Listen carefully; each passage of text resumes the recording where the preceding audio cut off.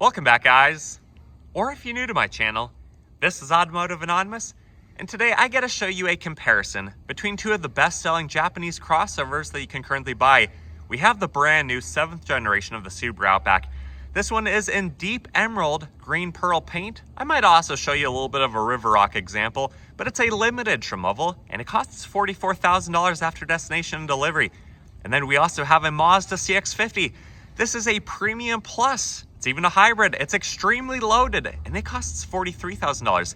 So these examples are very similar in their price. Are they similar in their performance and what they have to offer? Today we are going to find out. And if you guys get anything out of this video, please consider liking it. Comment your thoughts and opinions below. Subscribe if you haven't already. Otherwise, huge thanks to both Twin Falls Subaru and Goody Motor Mazda in Southern Idaho. They're phenomenal dealerships. Reference Automotive Anonymous. See what kind of discount you can get under MSRP. And huge thanks to Lostfit, our channel sponsor. But more on them in a few minutes. Let's dive right into this comparison. And as we start this video, I have to mention two quick things.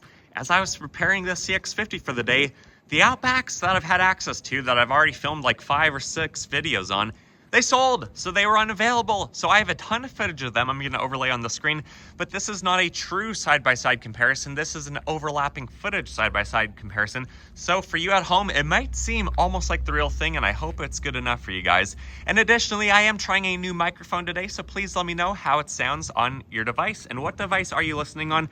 Otherwise, let's get right into the similarities and the differences between the CX-50 and the Subaru Outback. Quick interruption.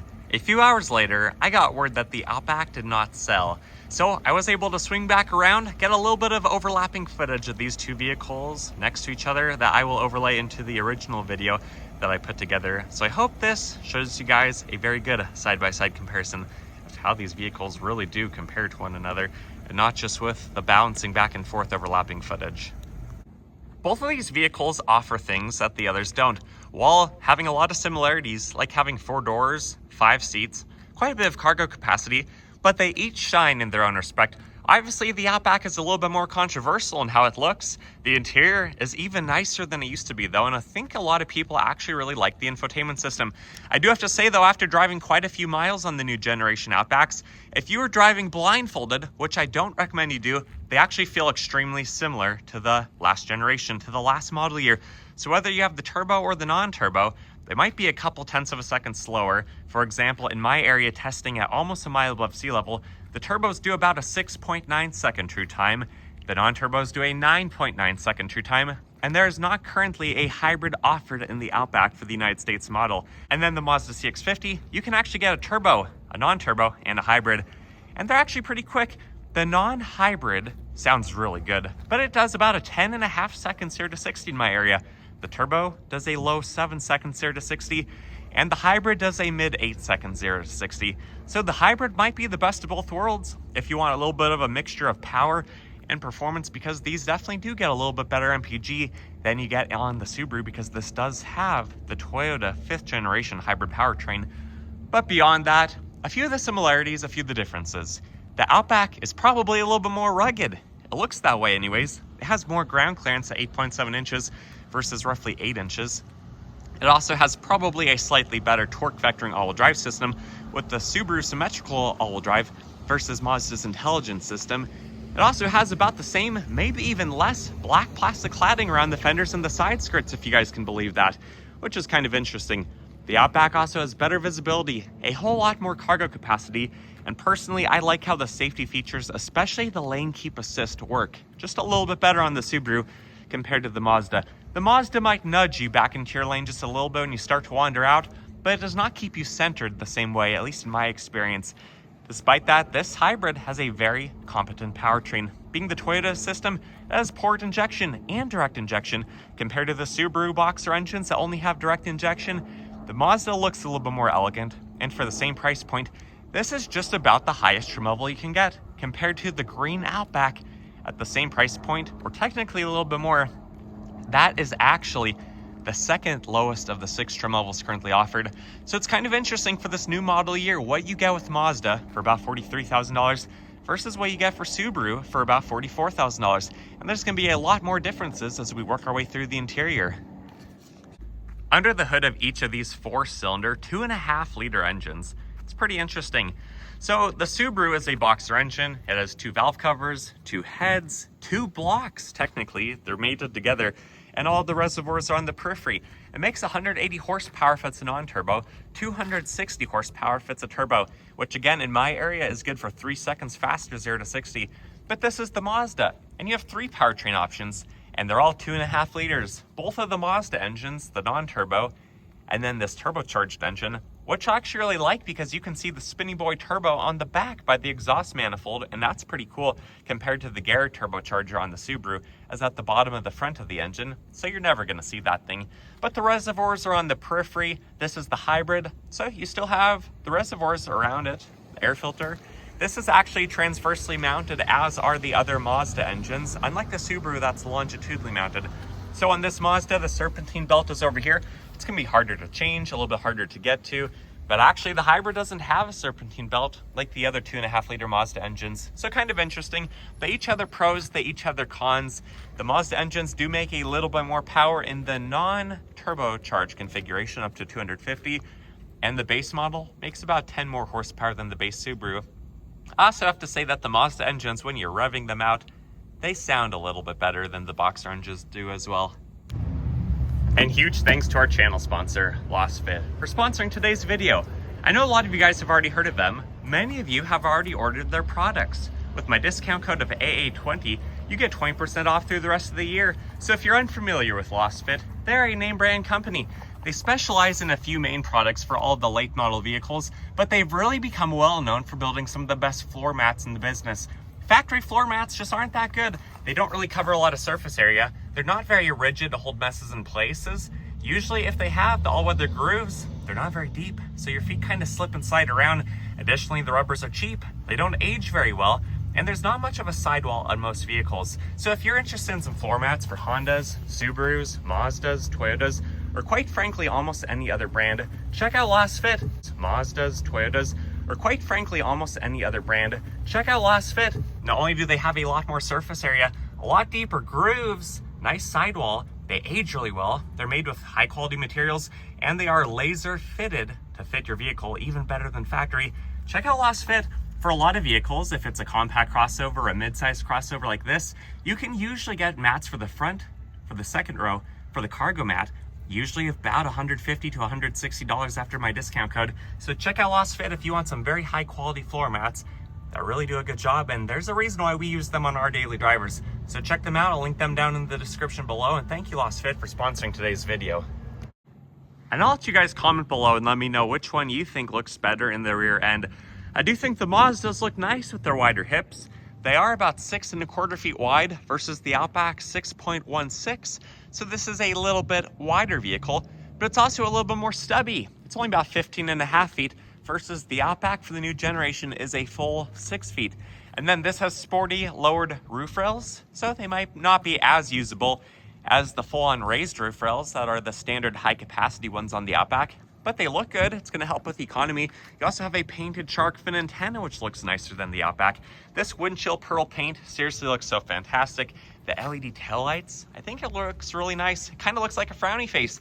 You have the Mazda emblem as the nose, the frown, and the red eyes. Kind of interesting. You might not be able to unsee that. And then you got some sideburns creeping down with the fake ventilation right there. But overall, I think this is a very nice looking vehicle. So comment below what you think of this compared to the 26 Outback. I'll also show you guys what the back of the River Rock Pearl Touring XT example looks like, because I do think that the new Outback maybe looks a little bit better when it is in a lighter paint color, maybe something a little bit more competitive to this. But if we look up at the front, it appears that the LED headlights are probably about the same position on the wall and probably just about as bright. It is a little bit brighter out as I filmed this today compared to when I was filming the Outback comparisons, but these LED lights work really well. Both of these vehicles at their price point have a power liftgate, but the Subaru does cargo capacity a heck of a lot better because the Mazda has the wide fenders. This is more about form over function. The Outback is very much about function over form. Look at all these extra options. Look at how much stuff you can fit in here. So I will overlay on the screen an emptied out CX-50 to show you guys what it looks like. But back here, you have 31 cubic feet of room behind the second row compared to about 34 in the case of the Outback. When you drop the second row, the Mazda has a measly 56. The brand new Outback has 76. So basically the cargo capacity that a Crosstrek has behind the second row or CX-30 is how much extra room the Outback has. But keep in mind, to actually use the 20 extra feet, you have to stack stuff to the ceiling. And this Mazda has a very wide opening mouth, a very tall lifting tailgate. So the majority of the usable room is going to be pretty similar. But if you do have to max things out, like you're going to stack a bunch of balloons in here and use all the volumetric cubic capacity, then the Outback is definitely the winner. In the back of these, they both have a temporary spare tire, and this Mazda even has a subwoofer from Bose, which is pretty nice. The second row of the Mazda, while being a little bit tighter in how much space you have for your passengers compared to the Subaru Outback, and having a slightly smaller window compared to the Subaru Outback, you guys can see the Maroni sticker takes up like the whole thing. The materials are nicer. The doors open wider, so you're less likely to scuff up the door panels when you're getting big items into the back of the seat. So that's a good thing. There's trade-offs everywhere, is what I'm trying to say. And I really like the red leather seats, the red leather materials. And although the Mazda CX-50 seats have sometimes been knocked for not being the most comfortable, especially when they're brand new before they're broken in, they sure look nice. They sure seem like they're good, high quality materials. This does have the battery underneath the seat because it is the hybrid and it has the 1.6 kilowatt hour battery from the Toyota, but you even have a panoramic moonroof up top. And when you get into the back of this, a 5'11", I still have a little bit of room in front of my knees, but I don't have a lot of headroom. This really cuts into at least 2 inches, I would say, of headroom having the panoramic sunroof. So although it looks absolutely beautiful, I love how the red leather lights up with the natural light. It is a much tighter experience, but you still have vents, heated seats, and plugins, all the same things that you'll find on a well-equipped Subaru Outback. And you have a nice sturdy armrest as well. And as we come around to the front of the Mazda CX-50 and we open it up, door panel opens up about the same as the Subaru Outback. The materials up here probably are a little bit nicer, but I do like that the new generation of Outback is a little bit more uniform in the design of the interior door panels. There are fewer different materials, fewer different color combinations like there used to be. So although each trim might look different from the others, there's not like 7 different materials on the same door panel anymore in most cases. Anyways, Bose speakers, all the options, bottle snack pocket on the Mazda, all other mats are not yet installed. Even at this price point, just like the Subarus, you still have a blank button. Both of these vehicles have the hood release and a knee airbag. And then this even has leather on the dashboard. They both have a leather wrapped heated steering wheel. The Subarus typically can be found with paddle shifters on the back, and then they both have power memory seats. These seats are actually ventilated and heated, and I do have to say that the Mazda heated seats hands down work better than the Subaru if actual heat intensity is what you're after. I do have to say the inside of the Subaru feels nice. And like I mentioned earlier, if you guys were driving blindfolded, which you should not do, it feels just like a Subaru. The experience, sure, the steering rack is from the WRX. It might be a slightly stiffer chassis, the unibody construction, but honestly, it feels just like an Outback. It absorbs bumps really well, it handles well, it seems to be as well or better insulated than the last generation. So it's a pretty familiar place, even though the gauges look totally different. The gauges don't actually show you any different material or information than they did before. They just look better, they're easier to use, and they kind of copied Mazda in keeping the manual HVAC controls having physical buttons. But if we look at this Mazda, it looks timeless, it looks simple. Even with these EV gauges for charge right there, which is purple and kind of neat, they look simple, they look straightforward. Sure, visibility is not very good compared to the Subaru. Same thing with the aggressive form over function front hood. It's a little bit flatter, a little bit longer. But I like the infotainment system. Honestly, I think this will age well. I used to own a 23 Miata Club, and I love the scrolly dial. I love how physical everything is. The heated seats actually get really hot, and this is a very nice driving position. Honestly, this red leather seat actually feels more comfortable than other CX-50 seats I've been in, but something I don't understand, something I don't like.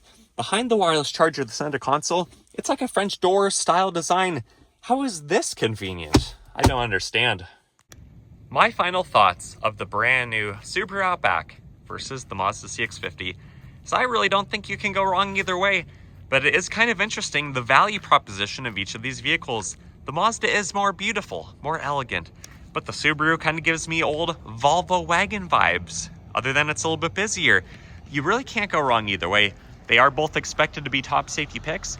They are both expected to offer you a lot, have reasonable resale value, and honestly just be really nice vehicles. But they definitely are a little bit more expensive.